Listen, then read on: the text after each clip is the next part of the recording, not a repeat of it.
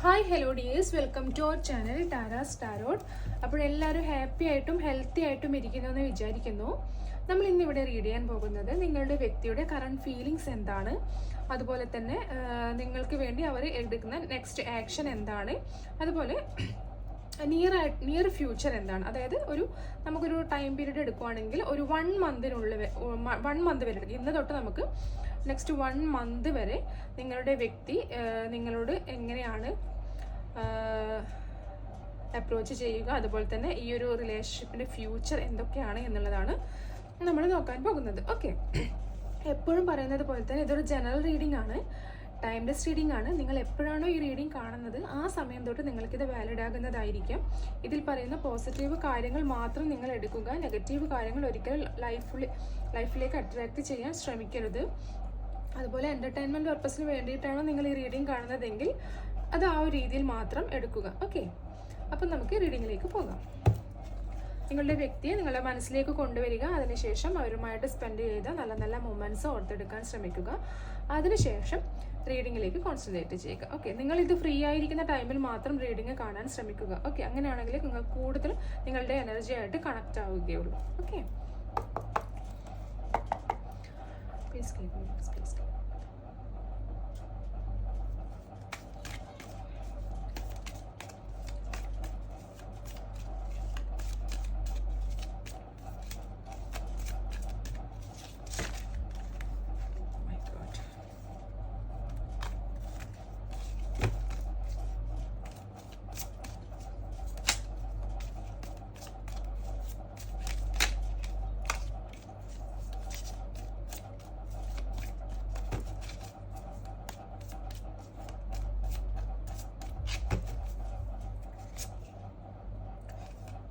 Three of Pentacles, Death card, Six of Wands, Justice, Page of Pentacles, Two of Wands, The Sun card.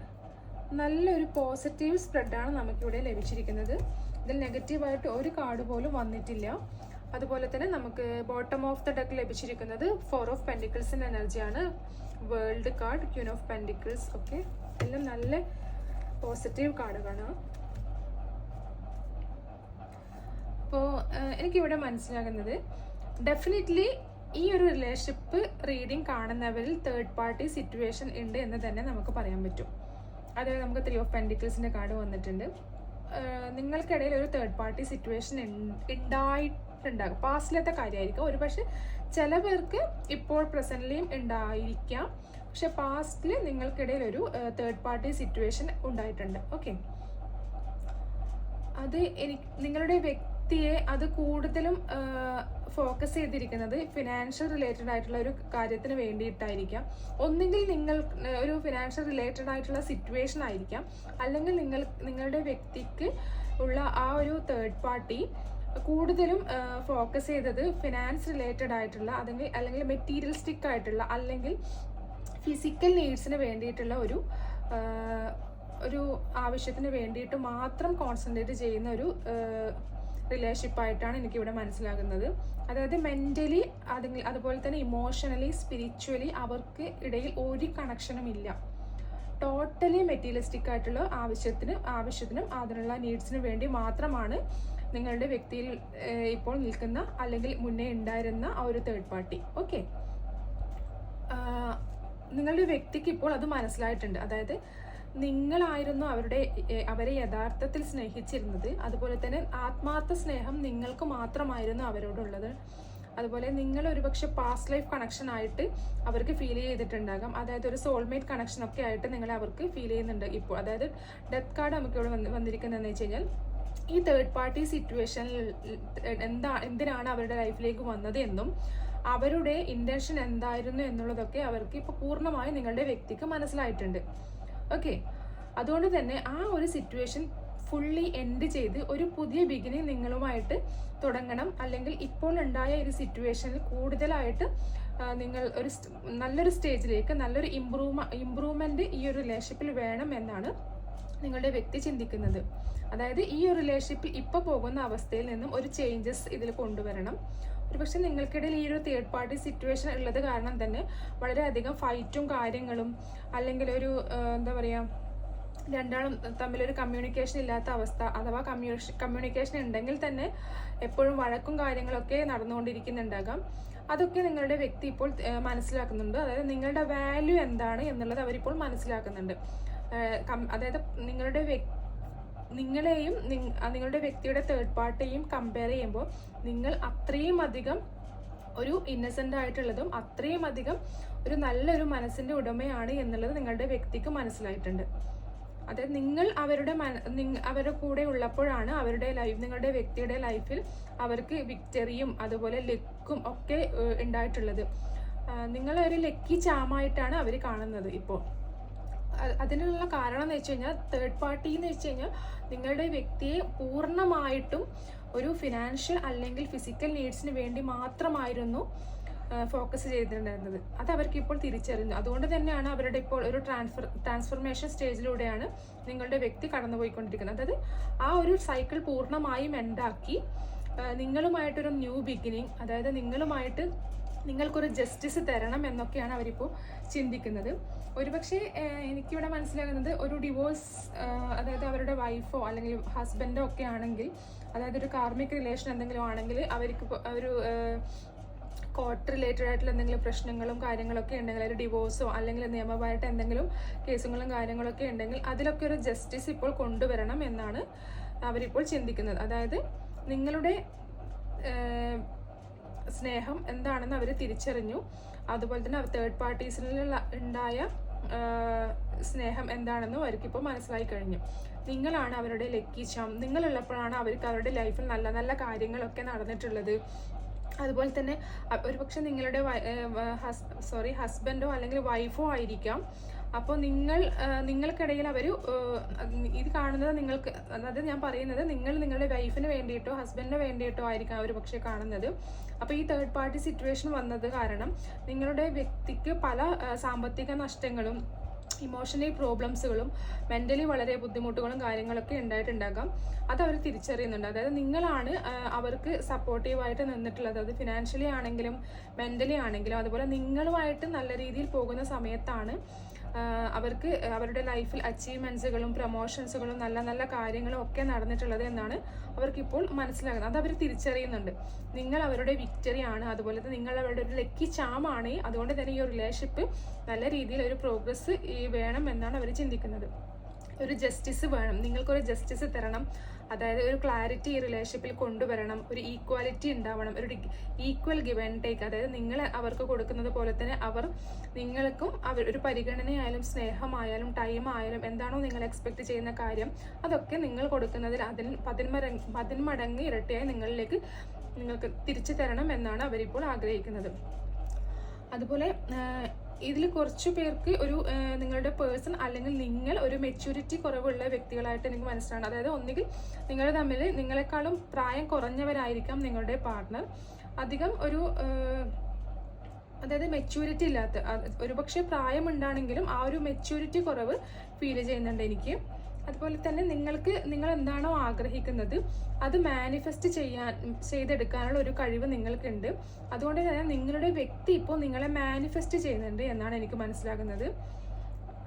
നിങ്ങളുടെ വ്യക്തിയെ manifest ചെയ്യുന്നുണ്ടാകും, അതുപോലെ തന്നെ അവർ നിങ്ങളെയും manifest ചെയ്യുന്നുണ്ടാകും. അതായത് നിങ്ങൾ അവരുടെ അടുത്തേക്ക് പോകണം എന്നുള്ളത് അവർ മാനിഫെസ്റ്റ് ചെയ്യുന്നുണ്ടാകാം, അവർ നിങ്ങളുടെ അടുത്തേക്ക് വരണം എന്നുള്ളത് നിങ്ങൾ മാനിഫെസ്റ്റ് ചെയ്യുന്നുണ്ടാകും. എന്താണ് ഒരു മാനിഫെസ്റ്റേഷൻ വർക്ക് ഇവിടെ നടക്കുന്നുണ്ട്. അതുപോലെ നിങ്ങൾ അവരുടെ ഒരു ഡിസയറാണ്. അതുകൊണ്ട് തന്നെ നിങ്ങൾ ഒരിക്കലും അവർ വിട്ടുകളയില്ല. നിങ്ങളിലേക്ക് വരാൻ വേണ്ടിയിട്ട് ഒരു പ്ലാനിങ് ഒക്കെ അവർ നടത്തുന്നുണ്ട്, ഒരു ഡിസിഷൻ എടുക്കുന്നുണ്ട്. ഒരു പക്ഷേ ലോങ് ഡിസ്റ്റൻസ് ആയിട്ടുള്ളവരാണെങ്കിൽ അവർ ട്രാവൽ ചെയ്ത് നിങ്ങളെ കാണാൻ ഒരു പ്ലാനിങ് ഒക്കെ നടത്തുന്നുണ്ട്. അതല്ല സെയിം ഡിസ്റ്റൻസ് ഇല്ലാതെ സെയിം കൺട്രി അല്ലെങ്കിൽ സെയിം പ്ലേസിൽ തന്നെ ഉള്ളവരാണെങ്കിലും ഒരു മീറ്റപ്പിന് നിങ്ങൾക്ക് ഉണ്ടാകാനുള്ള ഒരു ചാൻസ് ഇവിടെ മനസ്സിലാക്കുന്നുണ്ട്. അതുപോലെ സൺ കാർഡാണ് നമുക്ക് അവസാനമായി കിട്ടിയിരിക്കുന്നത്. ഇത് വളരെ നല്ലൊരു കാർഡാണ്, ഒരു പോസിറ്റീവ് കാർഡാണ്.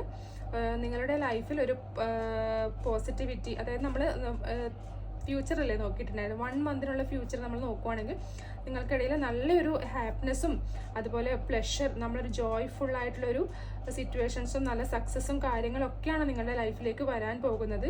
നിങ്ങളുടെ വ്യക്തി നിങ്ങൾ ആഗ്രഹിക്കുന്ന തരത്തിലുള്ള എല്ലാ സന്തോഷവും സ്നേഹവും കെയറിങ്ങും ഒക്കെ നിങ്ങൾക്ക് തരാൻ വേണ്ടി റെഡിയായി നിൽക്കുകയാണ്. അതുപോലെ ഇവിടെ എനിക്ക് കുറച്ച് പേർക്ക് തോന്നുന്നത്, നമുക്കിവിടെ 4 ഓഫ് പെൻഡിക്കിൾസിൻ്റെ എനർജി വന്നിട്ടുണ്ട്. നിങ്ങളുടെ വ്യക്തി ഇതൊക്കെ അവരുടെ മനസ്സിലുണ്ടെങ്കിലും ചിലതൊക്കെ ഹോൾഡ് ബാക്ക് ചെയ്ത് വയ്ക്കുന്നതായിട്ടുണ്ട്. എല്ലാം നിങ്ങളോട് പ്രകടിപ്പിക്കണം എന്നില്ല. അതായത് അതൊരു എന്താ പറയുക, നമുക്ക് ഞാൻ ഓൾറെഡി പറഞ്ഞൊരു മെച്യൂരിറ്റി കുറവുണ്ട്. അതുകൊണ്ട് തന്നെ അതിൻ്റെതായ ഒരു പ്രശ്നങ്ങളും കാര്യങ്ങളും അവർക്കുണ്ട്. അതുകൊണ്ട് തന്നെ അവർ എല്ലാ കാര്യങ്ങളൊന്നും നിങ്ങളോട് ഓപ്പൺ ആയിട്ട് പറയുക അല്ലെങ്കിൽ നിങ്ങൾക്ക് ആഗ്രഹിക്കുന്ന തരത്തിൽ നിങ്ങൾക്ക് തരികയോ ഇല്ല എന്നാണ് എനിക്ക് മനസ്സിലായത്. അതായത് അവർ ഹോൾഡ് ബാക്ക് ചെയ്യുന്നുണ്ട്. അതുപോലെ നിങ്ങളുടെ വ്യക്തി വളരെ പോസസീവ് ആയിട്ടുള്ള ഒരു വ്യക്തിയായിട്ടാണ് എനിക്ക് മനസ്സിലാകുന്നത്. അല്ലെങ്കിൽ നിങ്ങളായിരിക്കാം വളരെ പോസസീവ് ആയിരിക്കും. അതുപോലെ ഒരു മണി റിലേറ്റഡ് ആയിട്ടുള്ള ഒരു കാര്യം കൂടി എനിക്കിവിടെ മനസ്സിലാകുന്നുണ്ട്. ഒന്നുകിൽ നിങ്ങളുടെ വ്യക്തി കരിയറിന് വേണ്ടിയിട്ടോ അല്ലെങ്കിൽ എന്തെങ്കിലും ഒരു ഫിനാൻഷ്യൽ ക്രൈസിസോ കാര്യങ്ങളൊക്കെ ഉണ്ടെങ്കിൽ അതിൽ കൂടുതൽ ഫോക്കസ് ചെയ്യുന്നുണ്ടാകാം. അല്ലെങ്കിൽ എന്തെങ്കിലും ഒരു ബിസിനസ്സൊക്കെ സ്റ്റാർട്ട് ചെയ്യുകയാണെങ്കിൽ അതിലെ ഇൻവെസ്റ്റ്മെൻറ്റിന് വേണ്ടിയിട്ട് നോക്കുന്നുണ്ടാകാം. അങ്ങനെ ഒരു ഫിനാൻഷ്യൽ റിലേറ്റഡ് ആയിട്ടുള്ള എന്തൊരു പ്രോബ്ലംസ് കൂടി നിങ്ങളുടെ വ്യക്തിയിൽ ഉണ്ട് എന്നാണ് എനിക്ക് മനസ്സിലാകുന്നത്. അതുകൊണ്ട് അതുകൂടി അവർ കോൺസെൻട്രേറ്റ് ചെയ്യുന്നുണ്ട്. അതുപോലെ ഇത് ലോങ് ഡിസ്റ്റൻസ് ആയിട്ടാണ് എനിക്ക് കൂടുതൽ ഫീൽ ചെയ്യുന്നത്. ഒരു ട്രാവലിംഗ് എനർജി എനിക്കിവിടെ ഫീൽ ചെയ്യുന്നുണ്ട്. ഒന്നുകിൽ നിങ്ങൾ അവരെ ട്രാവൽ ചെയ്ത് കാണാനോ അല്ലെങ്കിൽ അവർ നിങ്ങളെ ട്രാവൽ ചെയ്ത് വന്ന് കാണാനോ ഉള്ളൊരു സിറ്റുവേഷനാണ് എനിക്കിവിടെ കൂടുതലും മനസ്സിലാകുന്നത്. എല്ലാവർക്കും ഒരുപോലെ റെസനേറ്റ് ആകണമെന്നില്ല, ഞാൻ ഓൾറെഡി പറഞ്ഞു.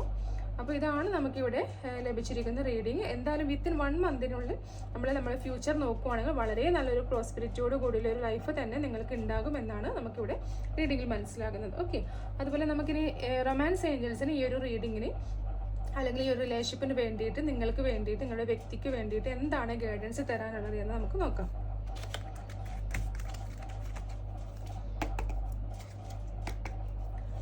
Please guide me romance angel റിലേഷൻഷിപ്പിന് വേണ്ടിയിട്ട് എൻ്റെ വ്യൂവേഴ്സിന് വേണ്ടിയിട്ട് എന്ത് ഗൈഡൻസ്.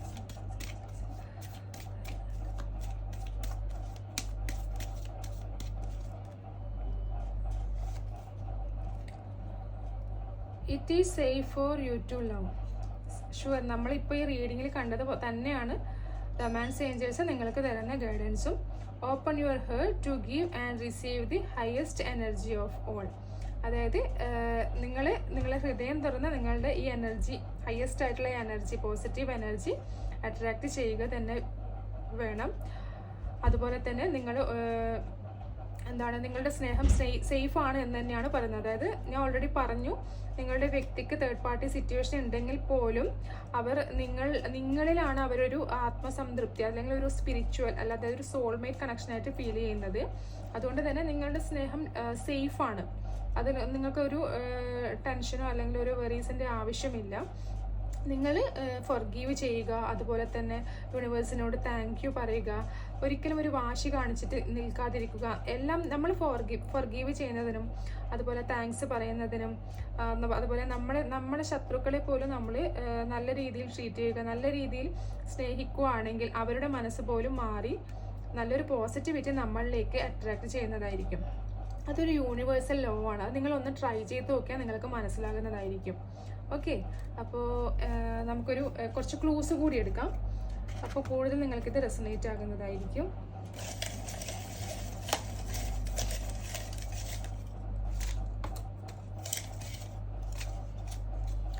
കോഴിക്കോട് പ്ലേസ് കിട്ടിയിട്ടുണ്ട്. പൂരാടം നക്ഷത്രം,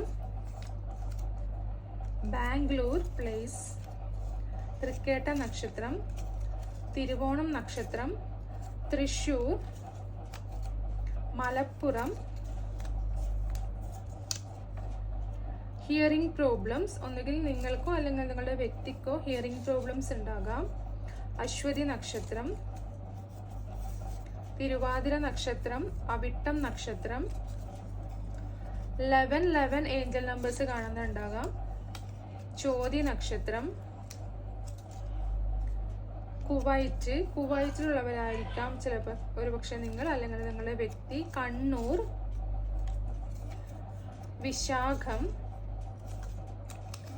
അനിഴം നക്ഷത്രം, പാലക്കാട്, പുണർദം നക്ഷത്രം, കാസർഗോഡ്, ഇടുക്കി, എറണാകുളം. ബട്ടർഫ്ലൈസിനെ കാണുന്നവരുണ്ടാകും. അതൊക്കെ ഒരു എന്താ പറയുക, യൂണിവേഴ്സിൻ്റെ ഒരു മെസ്സേജസ് ആണ്. ഓക്കെ, നിങ്ങളുടെ മാനിഫെസ്റ്റേഷനൊക്കെ വർക്കാവുന്നതിനുള്ള സൈനാണത്.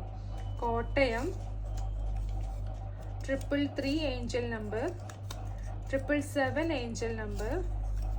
മകീരം നക്ഷത്രം, 2222 ഏഞ്ചൽ നമ്പർ. ഒരു ബാലൻസിനെ കാണിക്കുന്ന നമ്പറാണ് 2222. നമുക്ക് ഓൾറെഡി ടെമ്പറൻസ് കാർഡും വന്നിട്ടുണ്ട്. പത്തനംതിട്ട,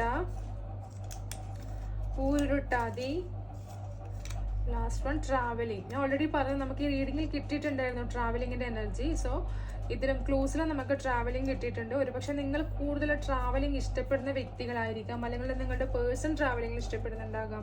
അതും അല്ലെങ്കിൽ ഈ ഒരു കണക്ഷനും റിലേഷനുമായിട്ട് എന്തോ ഒരു കണക്ഷൻ ഉണ്ട് ട്രാവലിങ്ങിന്. ഓക്കെ, അപ്പോൾ ഇതാണ് നമുക്കിവിടെ ലഭിച്ചിരിക്കുന്ന റീഡിംഗ്. നിങ്ങൾക്ക് ഇഷ്ടപ്പെട്ടിട്ടുണ്ടെങ്കിൽ ലൈക്ക് ചെയ്യുക, സബ്സ്ക്രൈബ് ചെയ്യുക. Thank you for watching.